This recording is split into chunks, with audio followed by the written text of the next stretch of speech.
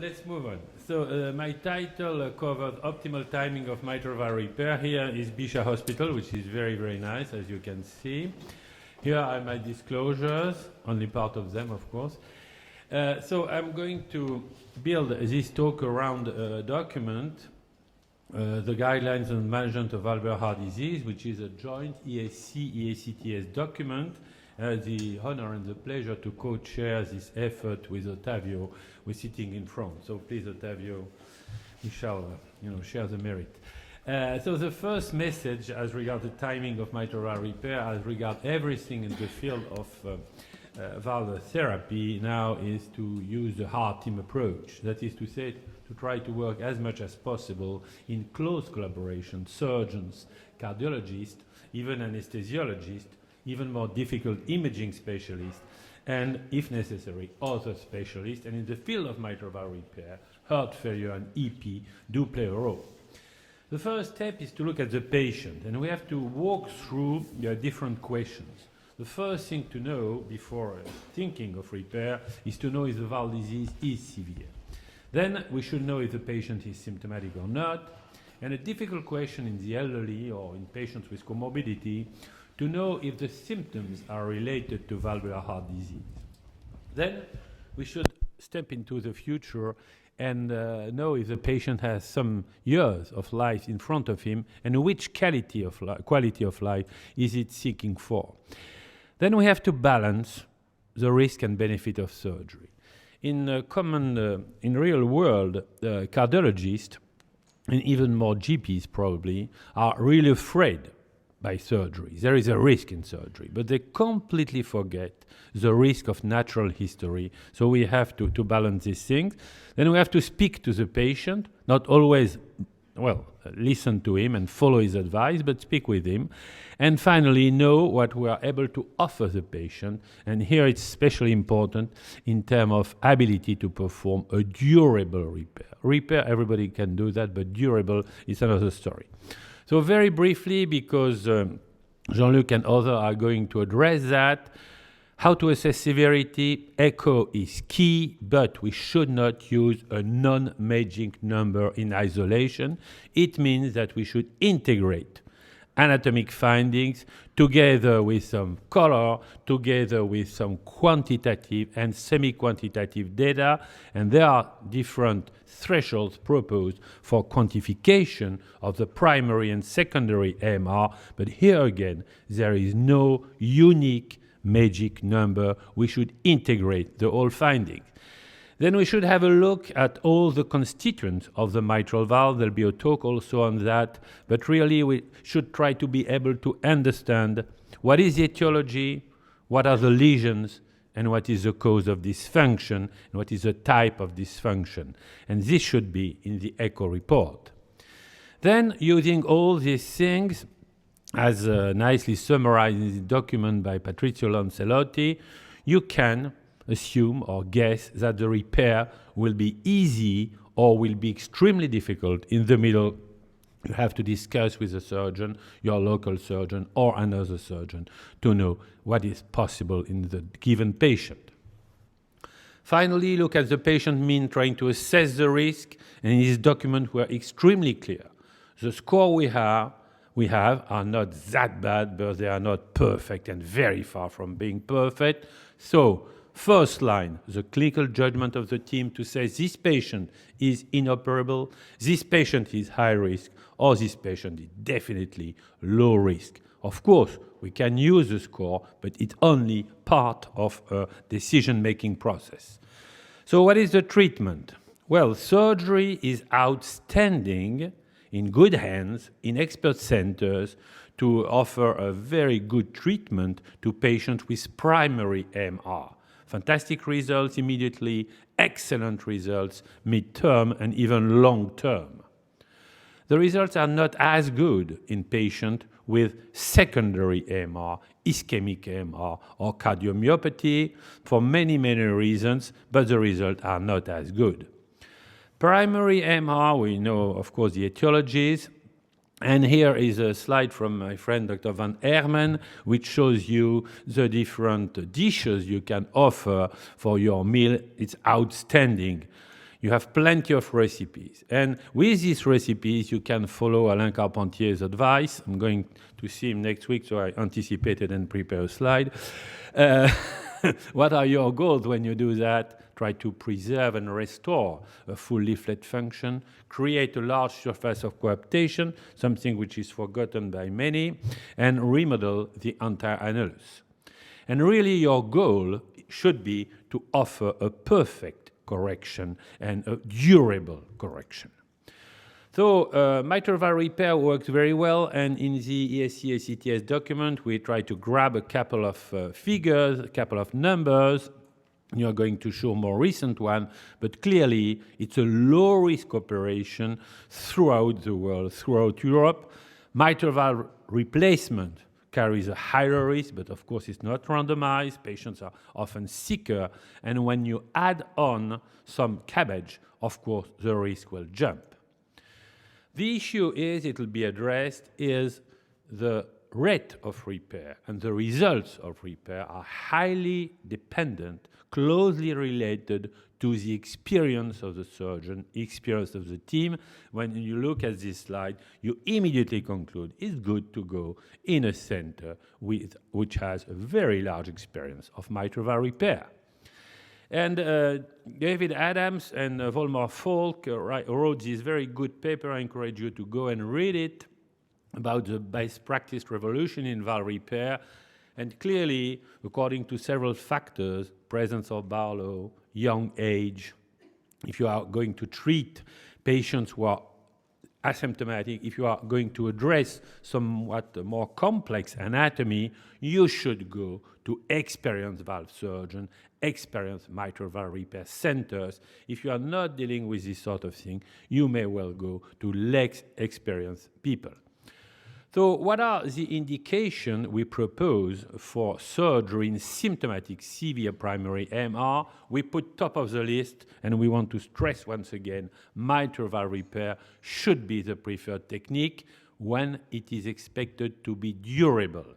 And this is a strong incentive to do more repair, but also to create expertise. Surgery is indicated in patients with, let's say, still acceptable left ventricle and also dilated ventricle. Surgery should be considered in patients with severe dysfunction. LV ejection fraction below 30% in patients with chronic MR is a catastrophe, but if they are refractory to medical therapy and if there is a high likelihood of durable repair and low comorbidity, these patients do exist. They are not that frequent, but they do exist. And to even lower step, surgery may be considered in this sort of patient when there is a low likelihood of durable repair. So the messages here are very clear. Do more durable repair and always think surgery if the patient has symptoms. Then there is far more controversy as regard surgery at the early stage in asymptomatic patients. Here you can read two statements made quite recently in Circ. The aggressive, so-called aggressive one from the Mayo Clinic, early surgery is recommended for mitral regurgitation. And then from New York, it is Minnesota versus New York, from New York, the case for wishful waiting in asymptomatic severe degenerative MR. What is really new in the field in primary MR is probably the threshold which were proposed for left ventricular systolic and systolic diameter had to go down, and clearly now the threshold will have to go down to 40 millimeter in patients with flail leaflet, and there are several studies incorporating the MIDA registry which plead in favor of this threshold. Another point which was pushed forward also by the Mayo group and other group is the prognostic importance of the LA dilatation, of the presence of pulmonary hypertension, both at rest and during exercise. But of course, we should stress that this data, especially the data on pulmonary hypertension at exercise, come from only very, very few studies. So what did we conclude? in the document, at the present stage, of course, you should perform surgery in asymptomatic patients with CVMR who are already depressed LV function. So this is something we have to teach to the practicing cardiologists because they do not refer this patient. So it is mandatory to do that. Surgery should be considered in patients without symptoms, with good LV, if there is AFib, or if pulmonary pressure is over 50 millimeters of mercury at rest. Now we get more and more confirmation. And what did change is that we upgrade indication for surgery in asymptomatic patients with good LV function, without AFib, without pulmonary hypertension, if there is a high likelihood of valve repair, low surgical risk, and flail leaflet, and left ventricular and systolic diameter over 40. And we also consider that surgery may be considered in the other asymptomatic patients with good presentation, low risk for surgery, especially if there is left atrial dilatation and pulmonary hypertension on exercise, but the level of evidence here is lower. So this brings you to this quite complex, but not that much, scheme for management of the patient with primary. There is a very strong differentiation between primary and secondary. And with primary, chronic primary MR, if there is no symptom, look at the LV. LV is not good, immediately surgery. LV is good, is there AFib or pulmonary hypertension? There is one of them, go to surgery. If it's not the case, if valve repair can be done and you can predict a very good and durable result, you may consider surgery. In the other case, you should follow carefully your patient. If the patient has symptoms, think surgery. If the LV is terrible, start with medical therapy. We can discuss afterward other solutions, but if it fails, you have to move on to surgery. So secondary MR, this slide is from my friend Alain Beribi, and we are in a problem because with the chicken, with the egg, it's a disease from the left ventricle. And we have very limited data in the field to support the use of surgery. Operative mortality is higher. It's not due to the fact that surgery is not good. The patients are worse. There are many comorbidity. LV is not good, and this brings us to poor outcome. We do not have any evidence that surgery will prolong life. We know also that bypass surgery by its own is not sufficient, and we know, on the other hand, that patients might well be improved as regards symptoms during a couple of years. The issue with valve repair in patients with poor LV due to ischemic disease is that there is a very high incidence of recurrence. And we need really data. We don't have good data. We have only one small randomized study which did not prove that we improve survival. We have this sort of data which come relatively recently published in Circ, but, being published in Circ is a good sign, but it's not always sufficient because this study did suggest an advantage of combining mitral valve repair to bypass surgery, but it's only observational data, and the decision to treat the mitral valve was completely open, so the evidence from this study is, let's say, not satisfactory. New things came, always from Belgium. That's very interesting to see that in the field, and especially from Liège, where they do exercise all these patients. I do hope that they exercise themselves a lot. And they did show that patients with secondary MR do have a dynamic component which is extremely important, extremely frequent, and this finding was also supported by data coming from Canada or from France, and they do suggest that if you follow a patient with ischemic MR and if there is an increase in the degree of MR in the effective regurgitant orifice during exercise, it's a sign of poor prognosis. I'm sorry, there is a problem. Could you help me, please? I need some support. Okay, it's good. Thank you. With this lack of evidence, we ended up with a small table. Not a lot of evidence, very small table. What did we say? Well, everybody do agree that surgery is indicated in patients with severe secondary MR when they're undergoing CABG and when the ventricle is not dead. Then we said it was the same in the previous document in 2007 that surgery should be considered in patients with moderate MR undergoing CABG.